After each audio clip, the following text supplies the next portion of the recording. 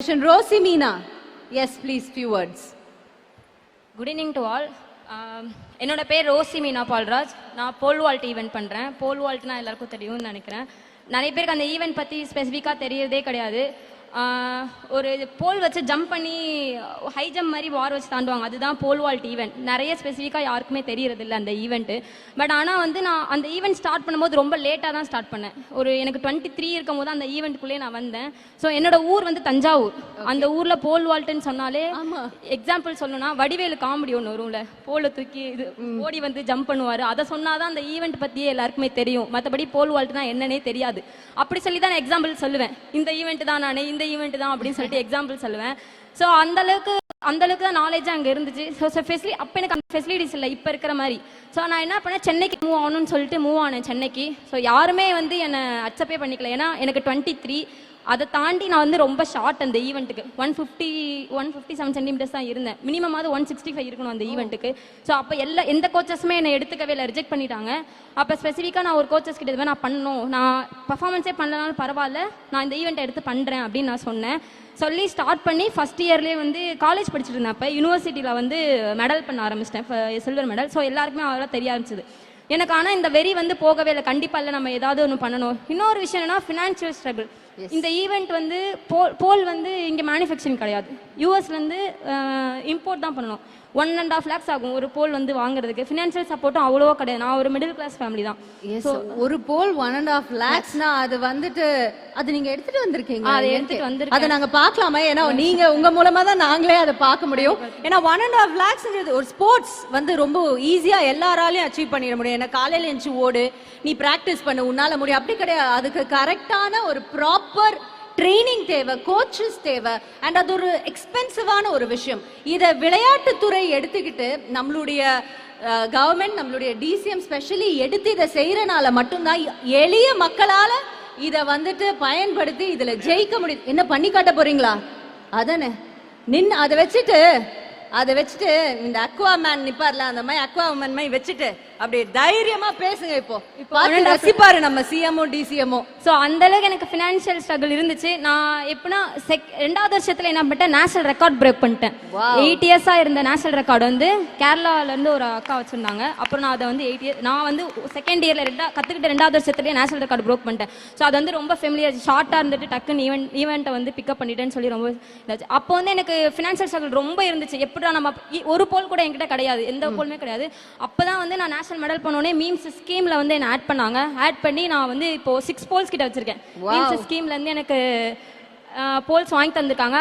அதை தாண்டி நான் நேஷனல் ரெக்கார்டு வச்சு அப்புறம் இன்டர்நேஷனல்ஸ் மெடல் பண்ணேன். அது ஒரு பெரிய இன்சிடென்ட். அந்த நான் வேலை வாங்கினதுலாம் மோர் தென் ஒரு 15 அப்ளிகேஷன் போட்டிருப்பேன் சென்ட்ரல் கவர்மெண்ட்டுக்கு, இன்கம் டேக்ஸ், கஸ்டம்ஸு, ரயில்வேஸ்க்கெல்லாம் போட்டேன். எதுக்கு ரிஜெக்ஷன் ஆகுதுன்னு இப்போ வரையுமே எனக்கு தெரியாது. இப்போ வரையுமே தெரியாது எனக்கு. ஏன்னா நான் எஜுகேஷனில் 2 டிகிரி முடிச்சிருக்கேன். அப்புறம் நான் ஸ்போர்ட்ஸில் 2019 25 வரையும் கரண்ட்டில் எல்லா நேஷனல்ஸுமே மெடல், இன்டர்நேஷனல்ஸ் வந்து ஏஷியனில் மெடல் பண்ணியிருக்கேன்.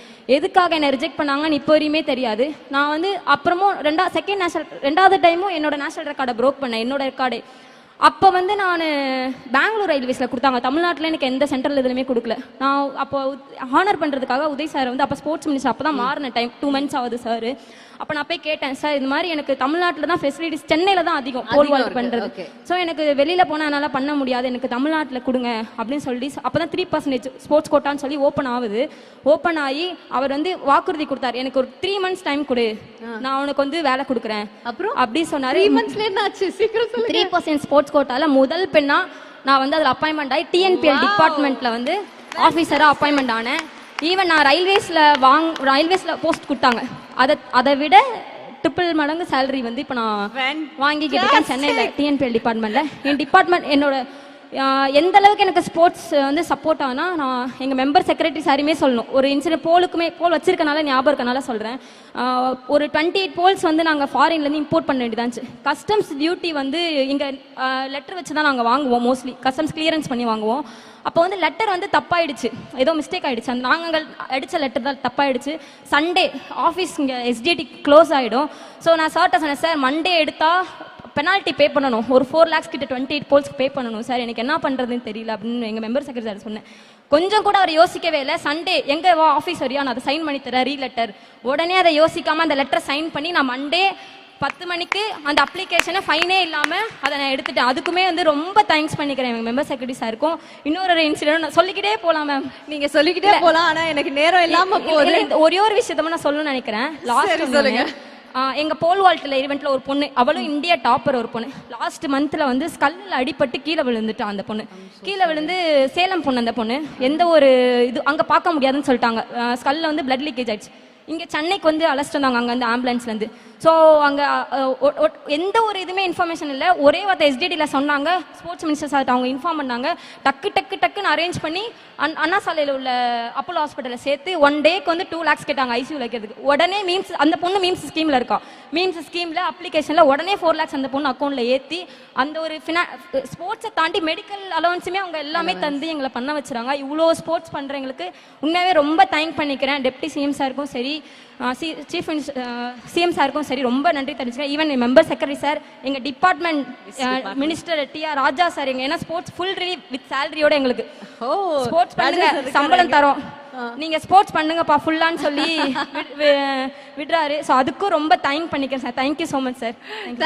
Thank you so much. இதுதான் நான் முன்னாடியே சொன்ன மாதிரி இது ஒரு கொண்டாட்டம் மட்டும் இல்ல, it's a Dravidian statement, a statement we make very proudly to the entire nation. Thank you.